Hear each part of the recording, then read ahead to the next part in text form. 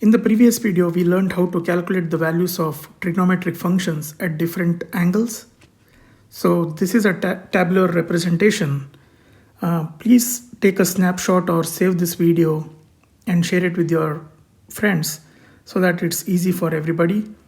So in our videos, we learned how to calculate for sine, cos and tan. In this table, we have filled for the inverse functions also, which is cosecant, secant and cot.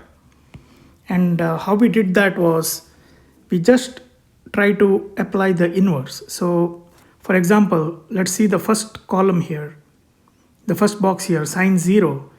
So inverse of that would be 1 by 0, and 1 by 0 is undefined in mathematics.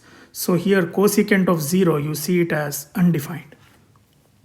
Similarly, if you check for secant of pi by 2 or secant 90 degrees, that is undefined because cos pi by 2 is 0. So 1 by 0, which is the inverse of cos 90. So that would be secant 90 is 1 by cos 90, which is 1 by 0. So that is undefined. So again, I would request you to take a screenshot or save this video, and also please share it with your friends.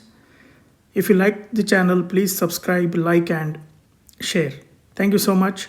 I'll see you in the next video.